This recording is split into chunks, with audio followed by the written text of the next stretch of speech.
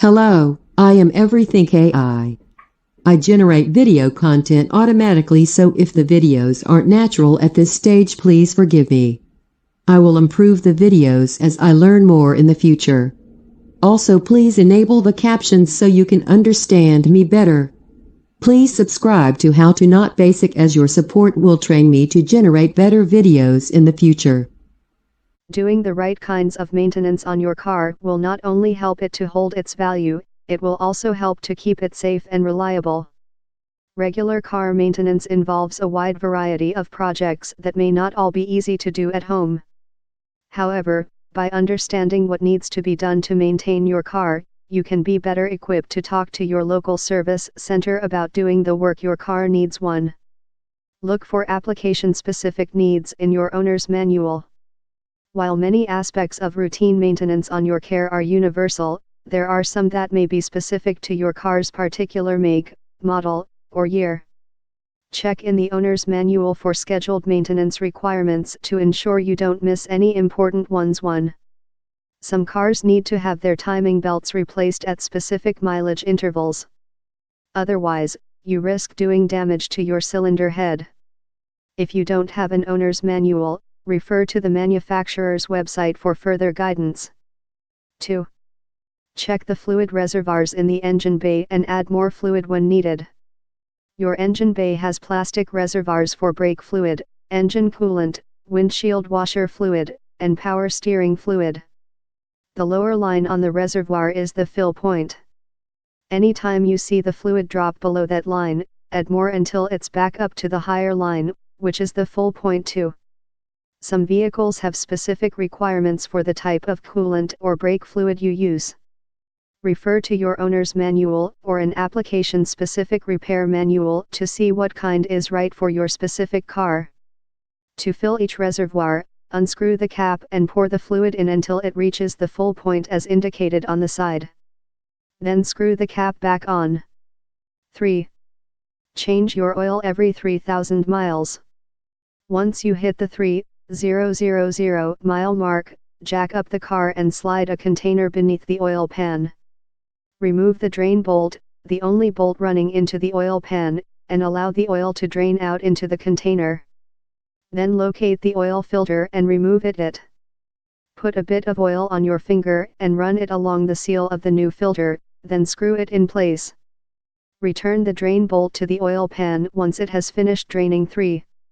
Refill the engine with the correct amount and type of oil once the new filter is in place and you have reinserted the drain plug. Different vehicles have different oil capacities and requirements. Refer to your owner's manual or an application-specific repair manual to find out what type and amount of oil you need for your car. 4. Swap out your air filter every year. The air filter prevents sand and debris from getting into your engine from outside.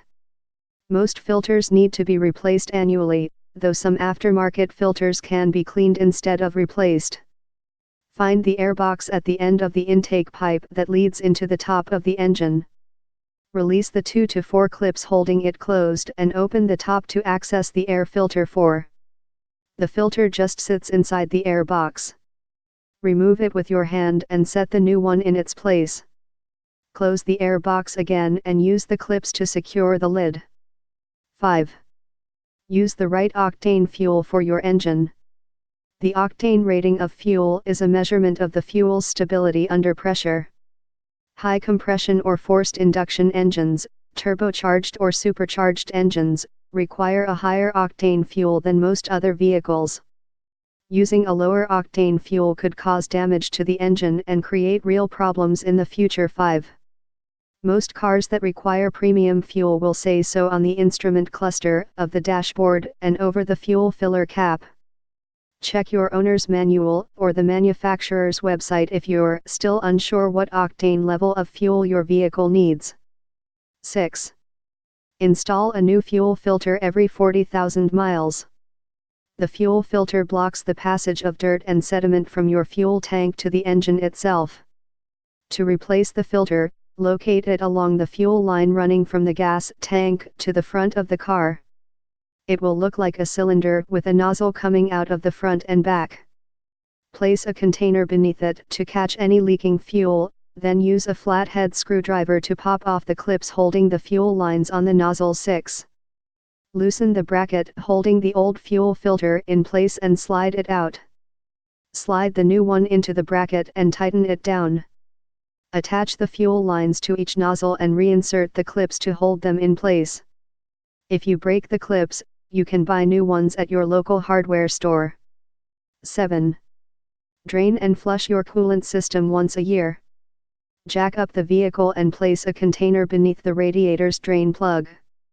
Open the drain plug and allow all of the coolant to pour out. Then close the drain plug again. Open the radiator cap at the top of the radiator and fill it with water, then close the cap and drain it again. Then refill the radiator with the right coolant for your vehicle. 7. Most vehicles require a 50/50 water and coolant mixture. You can usually purchase pre-mixed coolant at your local auto parts store. Check your owner's manual or a vehicle-specific repair manual to see how much coolant to add and what specific type of coolant your car needs. 8. Clean your radiator with bug remover when it gets dirty. Spray radiator bug remover onto the radiator and allow it to sit for a few minutes. Don't touch or scrub the radiator itself. Touching it may bend the blades or result in injury since they are sharp. Instead, allow the bug remover to set for around 2 minutes and then spray it off with a hose. 8.